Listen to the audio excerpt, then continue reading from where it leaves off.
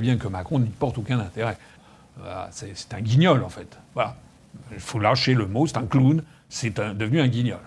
Alors, il ne faut pas s'étonner que ce désastre ambulant qui est le président de la République française, ça a été encore un désastre. Il était là prétendument pour rassembler, renouer avec l'Algérie. En fait, il s'est très mal comporté. Je crois qu'il est allé plus ou moins du côté d'Oran, chez un disquaire, dans une...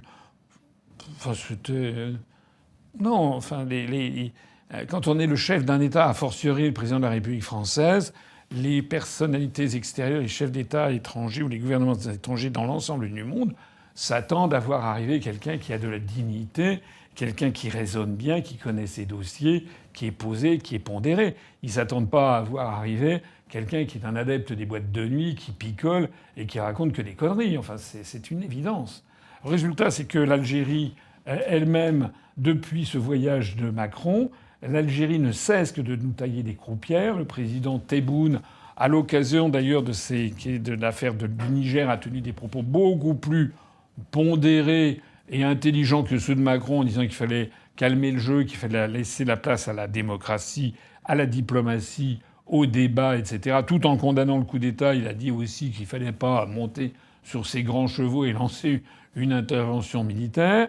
On a eu également l'Algérie qui a fait sa demande officielle pour entrer dans les BRICS, qui se rapproche considérablement de la Russie, qui augmente considérablement son budget militaire et qui, de surcroît, a signifié que si il y avait une intervention militaire de la CEDEAO au Niger, eh bien, elle se mettrait du côté du Niger et qu'elle n'accepterait pas ça. D'abord parce qu'il faut quand même comprendre quelque chose qui me paraît important.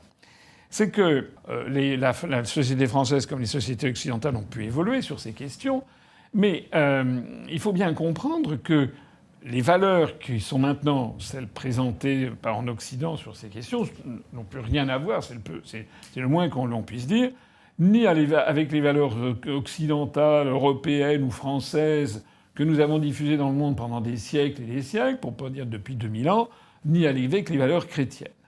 Et donc, la première chose importante, c'est que ces populations, notamment en Afrique, qui ont été christianisées, mais c'est également vrai des populations musulmanes, elles ont des religions, elles ont la foi, elles ont des religions qui, justement, disent le contraire de ce que l'on dit. Alors, le problème, c'est qu'on prend de front ces populations et ces gouvernements qui ne l'acceptent pas. Le fait que la France et les pays occidentaux veuillent imposer ces nouvelles valeurs au Moyen-Orient, en Afrique et en Amérique latine, la conséquence, c'est que les pays occidentaux sont de plus en plus persona non grata dans ces pays. Parce que nous n'avons plus les moyens d'influer et d'imposer ces valeurs qui, d'ailleurs, sont au contraire aux valeurs que les mêmes Occidentaux ont enseignées depuis des siècles.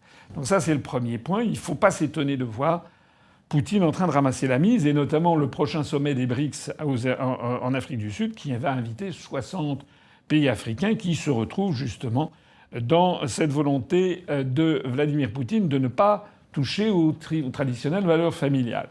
Et bien, il y a un deuxième point qu'il faut avoir à l'esprit, c'est que on est toujours dans le deux poids deux mesures.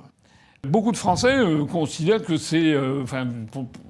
pourraient considérer que c'est normal d'avoir un ambassadeur qui va voir les pays du monde entier en disant attention, attention, il faut modifier votre législation, respecter les valeurs des autres. Voilà.